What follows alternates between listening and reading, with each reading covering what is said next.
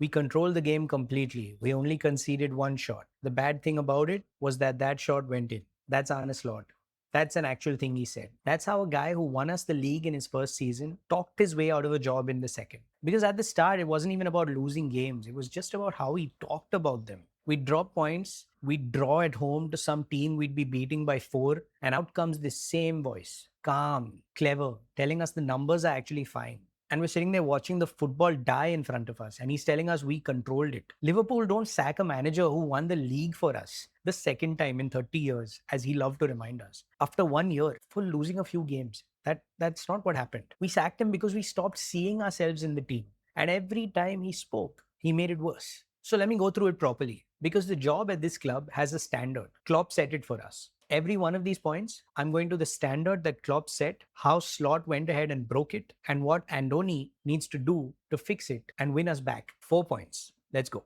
Number 1, when you lose, you take it on yourself. The standard that Klopp set. Klopp, he lost an FA Cup game to Wolves once because he put out a weak team. He came out and said, I feel responsible, I'm responsible, no one else is responsible but me. Then 4-1 at Tottenham, again he said, we are responsible for this, nobody else. The manager eats up the defeat so that the players don't have to, ever. Simple. How Slot lost us? He did the opposite of that every single time. He'd explain a defeat away like he's reading numbers off of a laptop. We controlled the game. And the worst one, right? When we lost the Carabao Cup final. And the first goal was scored by Dan Burn. The guy that's marking him is Alexis McAllister, 5'9", marking 6'7". Slot gets asked about it, and instead of holding his hands up and saying, you know what, we got it wrong, he explains zonal marking. And he says, I have never in my life seen someone score from that far away. What? Bro, you just lost a cup final and you gave us a lecture on zonal marking and then an excuse? What Iraola must do is talk exactly like the opposite of this man. And, I've seen him. He already does. Bournemouth got beaten 4-0 by Aston Villa and he didn't reach for a single stat. He said, we didn't compete at the level required. Everything went wrong from the start. That's it. Look, dude, when it's bad, just tell us it's bad. That's it. Number 2, you protect your players in public. The standard Klopp set, this one was sacred under him. Karius makes those 2 terrible mistakes in a Champions League final and Klopp just wraps his arms around him and takes it on himself. We win as a team, we lose as a team, and we make mistakes as a team. You never hang one player out to dry on camera. How Slot lost us, he broke that so many times. After a Palace game, he actually said, no, not us. One player was too offensively minded, and that's why we lost. He literally pointed at one guy. Szoboszlai comes out after a 4-0 and says, look, honestly, we just didn't fight. And instead of backing his own player, Slot goes into the press room and argues with him. You're arguing with your own midfielder for being honest about the way he played and his team played? What Iraola must do? Again, the opposite. And it's built into how he plays. His teams are supposed to take these huge risks. And he tells them, look, go out there and play that pass. Play the risky pass. Take the risk. If it goes wrong, it's fine. I've got you. It's on me. That's the system I asked for. He does it with the kids too. He tells a young lad like Trey Neone, take that pass. Find the 9 with that pass. Play the ball. I've got you even if you lose it. Players will run through a wall for a manager who does that for them. And look, before I move on, I've got to talk about Mo Salah. Man, I love that guy. I love him. It's Mo Salah. How can you not? When we won that second title in 30 years, we won it because of Salah.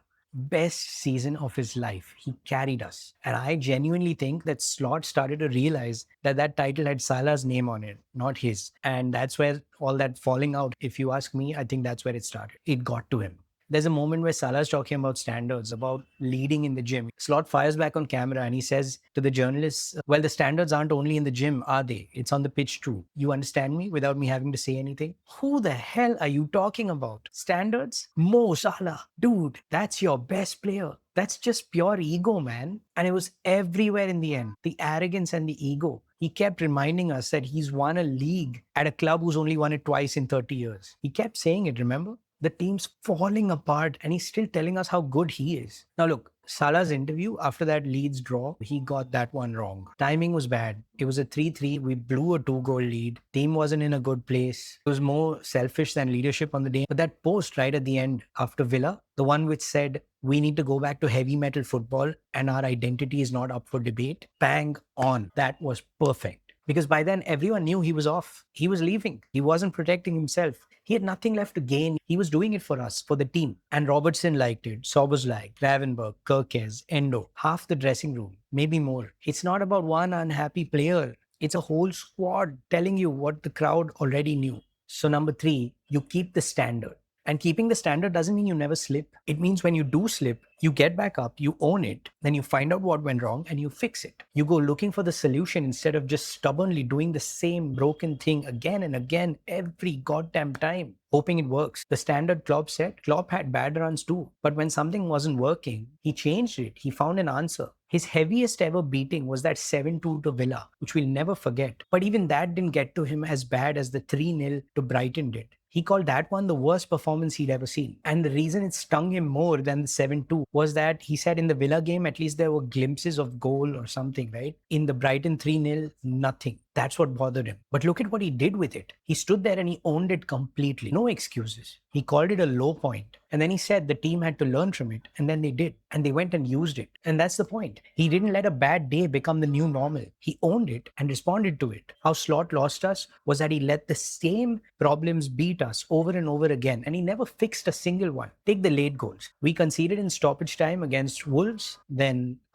Fulham, then Bournemouth, then Palace, then Spurs, then Leeds, then Chelsea. Same story every time. We get to the last few minutes, we can't see the game out, and then it costs us. 8 second half stoppage time goals in one season, a club record, and the manager never found an answer for it. Then the set pieces. I mean, what do I even say about this? We got done at the back post again and again and again. We got done against Brighton, against Brentford, then Villa. Nothing changed, nothing got fixed. And the biggest one, it was so stupidly obvious to see. Teams worked out, you just go long. Like you hoof the ball, like old school football. You go direct, put the ball over the high line, run and score. And we just could not deal with it. Everybody could see it. And what did Slot try? A lopsided front 3, then a diamond, then a back 5. He kept changing the shape and none of it fixed the actual problem because the shape was never the problem. The problem was that we couldn't defend the same way. We kept getting punished each time. And his answer to all of it, he said, if every player plays 5% better, it changes everything. You know what that means? That means that my system is perfect. My players aren't doing their jobs right. If they just did their jobs a little bit better, the system would work perfectly. What the hell? That's a man who's completely run out of ideas and he won't admit it. He won't admit that he was wrong. The ego. What Iraola must do is the simplest thing on this whole list and also somehow the hardest. I know it sounds weird, but play football we enjoy again. Stop bleeding at the back. Turn Anfield again into a fortress that people are scared to come to. Own the bad days, sure, but then solve the damn problem and go out and win. Win. We've got to start winning football matches again. And we've got to start loving it. Number 4. And this is the biggest one for me. Make Anfield believe again. Win the crowd back. And by Anfield and the crowd, I don't mean just the people sitting inside the stadium. Of course, they're the most important, right? They're the ones who pay to go and watch. But then there's people like me. I'm sitting at 1:30 a.m. starting a football match to watch you play a Champions League group stage game. I'm watching you play against Almaty in Kazakhstan, okay? At 1:30 a.m. Why? Because I care. Make me believe again. Make the crowd in the stadium believe again. The standard Klopp set, his very first day, his first press conference. He gives us a line that basically becomes everything. We have to go from doubters to believers. And he got the deal. He never once guilt-tripped the crowd like a certain somebody. He'd say, no, it's our job. We give them something first and then they give it back to us. The pitch lights the stand. That was the whole contract between us and him. And he honored it. How Slot lost us? He got booed. And instead of promising how to fix it, he gave up. He just shrugged and went, well, if they're not happy, then I must have done a lot of things wrong. And yeah, fine, you're being honest. But it's the honesty of a guy who's already given up. What Iraola must do is want to be out there with the crowd, with the fans all over the world. We're a global fan base. Make us all believe. Make us all want to watch how you play. The way Klopp did, hell yeah, man. Make us feel that way again. But the biggest thing working in his favor, in my opinion, he already does that to a certain extent. I mean, he doesn't have the Klopp personality, right? But look at what he's doing. His first big interview, he didn't do it with the old big TV guys, right? He did it with the Anfield rap. That's a fan channel. That's our people.